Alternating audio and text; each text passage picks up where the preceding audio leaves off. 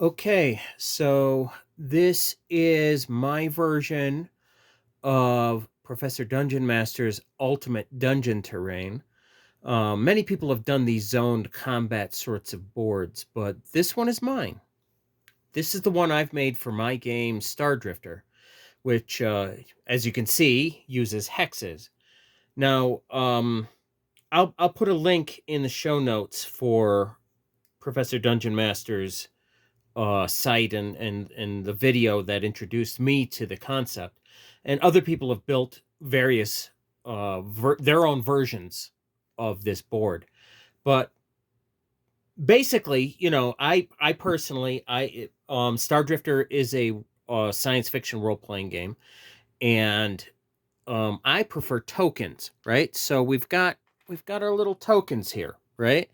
And go this way. Now this was perfectly usable with miniatures and other things. And again, the way this plays out, or the way it can be utilized, is probably best described by other people. But I've got my tokens, right? So these tokens fit pretty well as far as I'm concerned anyway. Yeah, the hexes could be smaller. That might be a criticism, and a valid one. I wouldn't argue with it. But the beauty of this is that I have plenty of room to move things around, plenty of room to grab my tokens, to grab my different pieces that as we're going through it. So anyway, there are some differences. I have come up with some design concepts of my own for this that I probably should explain. Now, first off, as you can see, there are colors, right? So basically, we've got light blue, light red, and white or marble. Okay, so we have light blue, but we also have dark blue. We have light red. We also have dark red. Um, these are zones. Now the blue is one zone, the red is another zone, and the white is its own zone in the center. Now for me, for Stardrifter, these three zones represent close, near, and far. Okay? Close, near, and far. And I define these slightly differently than perhaps some other people do, right? Because Stardrifter uses high technology. We have close. Close is close enough for melee combat. Fisticuffs, knife, sword, club, whatever. Close enough. Anybody who gets here can get around inside this thing in one round without a problem. You really don't even have to count anything. They can get there. They can do what they want to do. That's close. This is near. Near is too far to interact with anybody else in near. Even if they're on your same hex, they're too far away from each other to have fisticuffs, to do melee combat. But you can use a pistol or something like a pistol. Something you can throw an object and hit somebody here without a problem. You can use a pistol and hit anybody in here. But a pistol is a little too far for anybody out here. Now, this is the far section, right? And the far section you need a rifle for. Now, if you have a rifle, you can hit anybody on the board. If you're shooting at anybody else who's in the blue with a rifle, you have a chance of hitting them. But the further away they are, there might be a penalty to try to hit them because they're way, way off. Okay, so there might be what I call a sit mod, situational modifier, or sit mod, to try to hit them. A negative sit mod. There are positive ones, but you're too far for that. All right. Otherwise, if you're attacking anybody in the red, you don't have a sit mod. And if you're attacking anyone in the white, you don't have a sit mod if you're out here, if you have a rifle. Okay. Now, the thing about these sections is that you can, if you choose to, with a simplified version, you don't really need to worry about how far your character can move. The basic rule is such that it takes 4 rounds in Stardrifter. Remember, these are Stardrifter adapted rules. It takes 4 rounds to leave a blue hex. All right. Could be a dark blue, could be a light blue. It takes 4 rounds to leave. So you can't, as the combat's going by, you can say, I want to move. Okay, you move.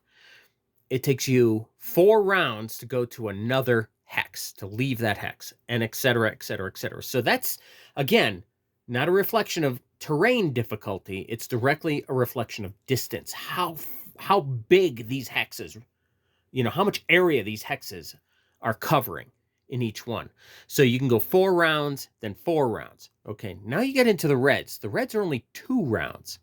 Okay, 2 rounds and 2 rounds. And then finally here, and 1 round covers the whole thing. So this is super close up. This is a little pulled back, right? Your camera's pulling back a little bit for here. And this is a far shot. All right.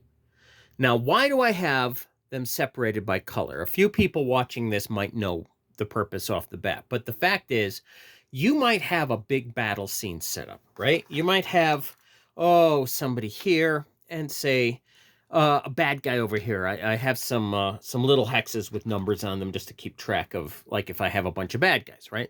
So you might have a whole bunch of them, a whole bunch of them. Not just 4, not just a few. You'll have a whole bunch of these guys, maybe, that you're fighting, and they're fighting a whole bunch of your characters, right? This could be a big battle royale, all right? Way more than that. I can throw down as many tokens as I want, right? And have them in there.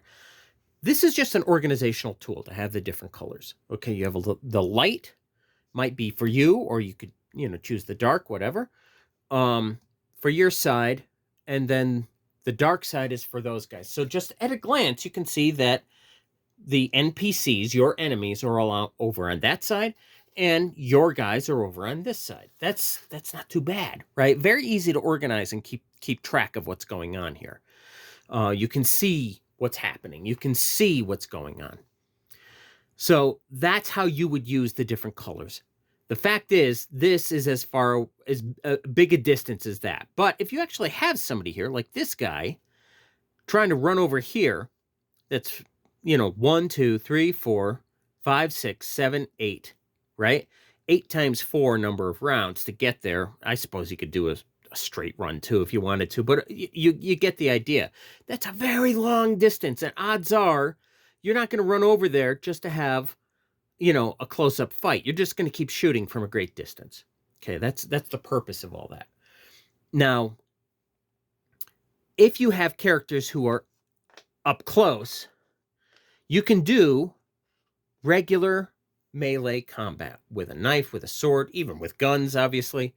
You get a very close fighting there without any problem at all. But what if you need a slightly bigger space? Or what if something else is happening? Now the beauty of having these zones is that odds are you don't necessarily need all that space all the time. So what I've done is I have what I call auxiliary close zones, right? And I have one on each side, okay, outlined in white. Say, let's do it this way, all right? Here's a little thing I use for tokens, right? Characters are inside a building, and they come here and they come up to a door. All right, there's a door. Or better yet, let's do it here because it'll make it easier. Okay, you have a door there. Characters have come up to a door. All right, maybe you have 4 characters. They've come to a door. We roll some dice. They go in. They open the door. They go inside. That's the inside. We've suddenly opened up another close zone. Even though I can use that for blue, I can use it for red, I can use it for far or near. Right now, because it's an auxiliary zone, I can also use it for close without breaking the action, right? So this one walks in here, maybe goes in with this one, but there are some villains in here to fight, okay? Oh no. Well, normally I would just restructure that and bring it over here, right? Except, come running up behind. It's an ambush. And some bad guys come running up here. We have 2 separate close zones going on at the same time. Well, guess what? At the same time, the whole thing was an ambush. They're in a building. The whole thing's an ambush. Somebody pops up from a bush over here and starts firing at them down there. So your buddy has to fire at this person. We've got a fight going on there. We've also got, somebody here. She's got perhaps a sniper rifle, and she's got the high watch. She's watching everything going on. and sees this person over here, another sniper, the bad guy, right? This is number 17. Pops up with a sniper rifle, wants to take out one of these. She's going to line up her rifle to try to take out that guy. So we've got a fight going on here. We've got a fight. This is a sniper battle going on over here. We've got pistols shooting back and forth over here. We've got a close-in fight here, and we've got a close-in fight here. All of this happening at the same time on the same board with separate zones denoting different distances, different scales, right? And you can leave this door here, I suppose. That's fine. We'll just leave the door right there, and we know where the door is. Maybe the door closed, right? It was a trap. The door closed, separating the party. That was the whole idea of the bad guys, to take care of them that way. That's a way you can run a really, like if we were doing this with a normal hex board or, a normal mat, it would be huge. It would be taking up a really big, a lot of space, the entire tabletop, most likely. And you would have to say, okay, they're over there and here over here. And it would take, yes, that would give you a sense of placement, a sense of, you look at it and say, wow, this is a really big distance with this stuff going on. And maybe you could walk around the table and get to the section where your character's here, but there's another character in there. So, you might walk over here to play this character and get a better sense of how things are looking if this was on a big battle mat.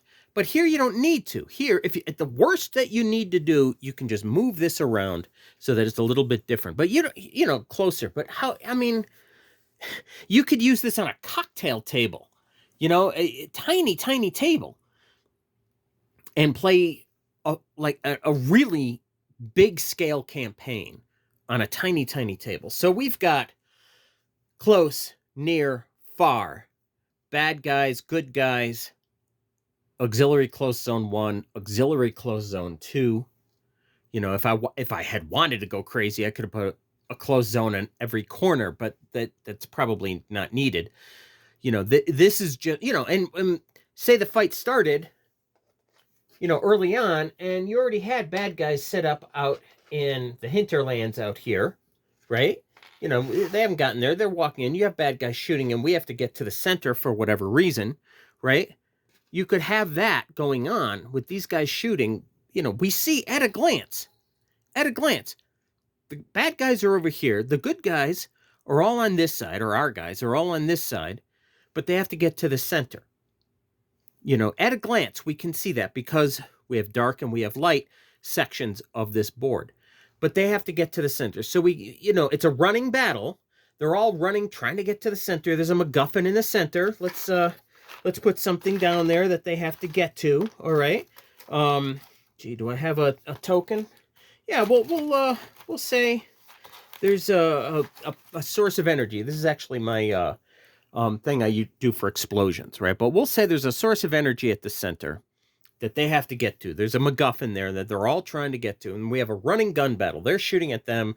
They're shooting at them, and we have people running to the center to try to get to this thing.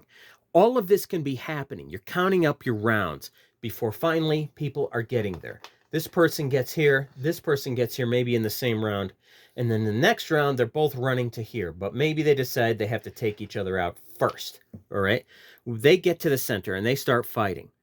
All of this is going on while the rest of the fight is going on.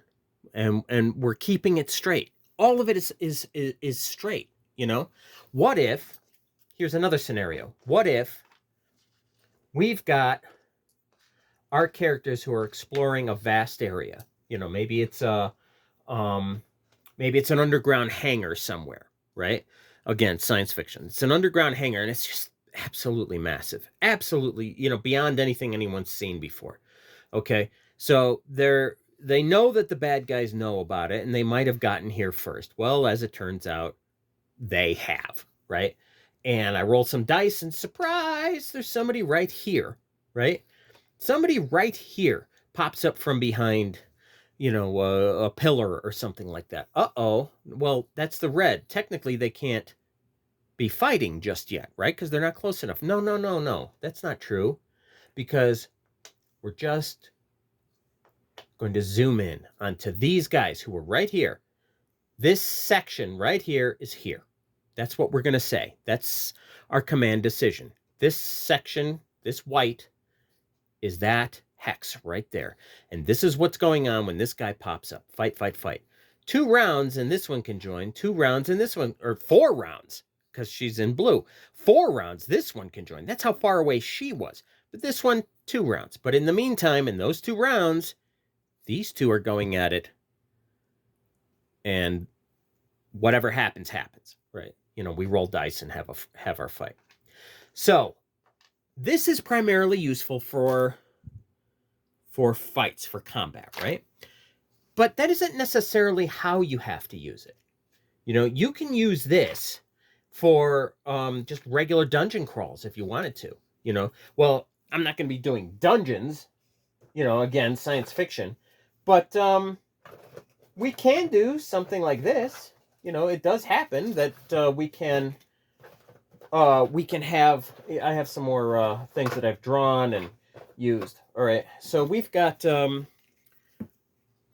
a wall here. We'll just say that they're on a derelict spaceship. All right, our heroes are on a derelict spaceship, and this is a corridor, a hallway, companionway, whatever you want to call it. And at the end of the companionway is a hatch in the floor. Okay? All of these things we can see. And we'll say that for now, this is the hallway dead ends. That's what we're going to say. The hallway dead ends and there's a hatch in the floor. Okay? So, don't mind the cat. Our characters are walking down here. And maybe there are, they don't know it, but there are a bunch of different things that could be happening right now.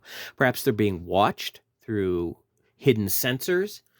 Perhaps there are ways to get into the hatch that they don't know about. As far as they can see, it's locked. They go up and it's locked. They can get here because this is the white space, right? This is close. They can get here in 1 round. They're all standing around this hatch. How do we get into this thing? It's locked. Well, there are different skills. They could use engineering to try to pry it open, or they can look around for maybe a control panel of some kind that's on the wall that might control. Perhaps it's a wireless thing, and a computer person can hack it and try to bypass the electronic lock and get in that way. There's a bunch of different approaches that they could take, okay? Assuming they get it open, we then have, where are you?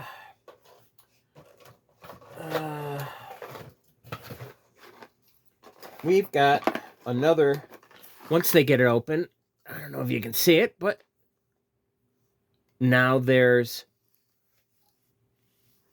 a ladder going down into the abyss. Okay. It's going down. They didn't want to go down. They didn't, obviously it was a hatch that was going down, but they were hoping it was going to just go down another level. But they look down and they don't see it going to another level. It's going way down into the darkness. And this is a challenge of some sort, right? Because they could have done this could have been a roadblock. If they couldn't find a way to get there, then perhaps they were stuck and they would have to turn around and go back. It was worth setting up the board just so they could see the layout, right? Just so they could see the layout of how this is set up. Maybe, again, there was a hidden control somewhere here. I didn't mention it, but there it is. Maybe they press a button and what do you know? There was a secret door. The door is revealed and a control panel's there. So they can go through the door, but the control panel also controls the hatch, and they were able to find it that way. In other words, there are different ways that you can apply the scale on this. And in a particular situation, you can simply ignore the zones and say the entire thing is close enough, if you want it to be that way. So, from round to round, this becomes adaptable and it changes as you need it. You just describe what they're, not what they're seeing. They can see what they're seeing. You describe what it represents from round to round. This is far, this is near, this is close. Maybe next round, this and this are close. And we don't worry about far because there's nobody out there. And all of it, maybe we're going to say, well, maybe all of this is near enough. It's all near, or maybe they've gotten to a really large place and, they come on, uh, they feel like, you know, they need the whole space for the fight. Whatever. It can be done that way, you know. Now, this doesn't look much like really any place a real person would go, right? With the colors and the hexes and, you know, the zones and everything. It's not a reflection of reality, and it's not meant to necessarily evoke reality. If you check out those videos um, that Professor Dungeon Master put out, and many other people, if you do a quick search for Ultimate Dungeon Terrain, you'll have a lot of videos and a lot of opinions and a lot of how-tos, how to make some of these things. Um, and many people do their best to try to simulate dungeon tile or brick or something for their squares. They're usually squares. I haven't seen one that was done with hexes. As far as I know, mine's the only video on YouTube right now of one of these things done with hexes. But the the concept is exactly the same, so it's no big deal. But the thing is, you know, for a space game, they could be on a planet, they could be on a space station, they could be on a spaceship, they could be, you know, on a low gravity asteroid, they could be almost anywhere. So trying to come up with a dungeon floor design, it seemed, you know, that was going to be counterproductive. I would be able to use it once and then, you know, for one particular adventure, and then that's it. So I decided to dispense with that concept entirely and just use this in an expressive sense. And in that sense, it's like theater of the mind. I'm showing them the floor plan, showing them the scale of everything, but everything else is happening in their head. So it's got an awful lot to do with theater of the mind, as opposed to using dungeon tiles or actual, you know, figurines and full set decorations, so to speak, buildings and all the rest of this, you know, or even a dungeon map, right, where you can draw out every floor, you know, every corridor, every room, every door, everything. This is less than that, but it's slightly more than theater of the mind. So this kind of sits in a spot that's halfway between them. So theater of the mind and a half, perhaps, is how this might work out. Now, again, this is much like the others, you know, and as you can tell by the hexes, this is made with those hex tiles that I picked up from Dollar Tree and that I worked with. And, you know, I still have those dungeon tiles, and I could totally use those hex tiles. I could totally use those. But I saw this and I wanted to try this, and I think it's worked out pretty well, all things considered. And I did it more or less the way they did. This is a piece of styrofoam, you know, the type that it's made from. It's I got a small piece of it here. It looks like this. I got it from Lowe's, a big box hardware store. Cost me about $10, I think, for this.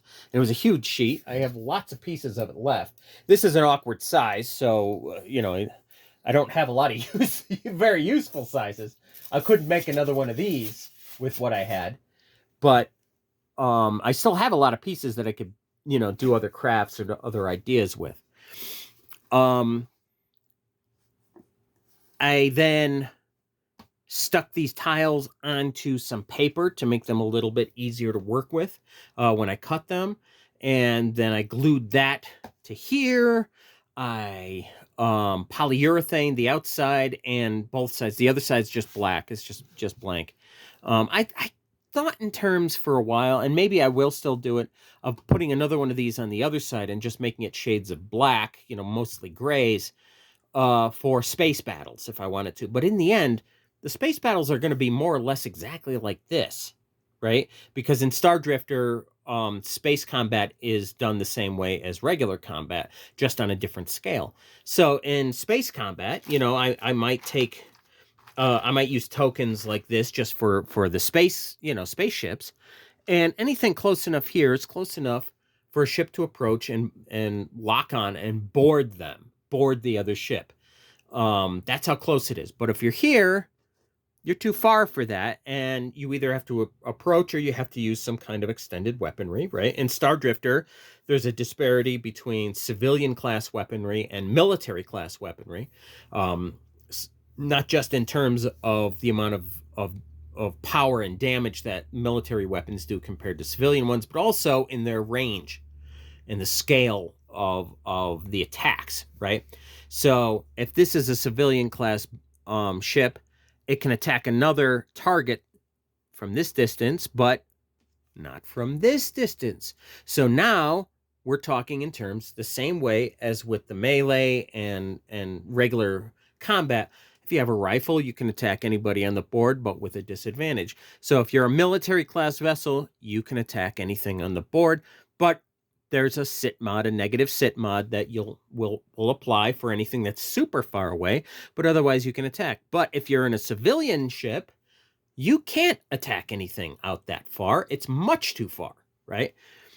You'd have to be a little bit closer to attack things like that, and anything out here is going to be too far for you to attack at all. So that's the general concept.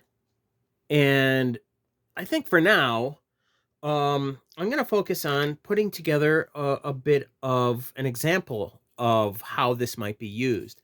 And I think the next video will cover that sort of stuff. So that's it for now.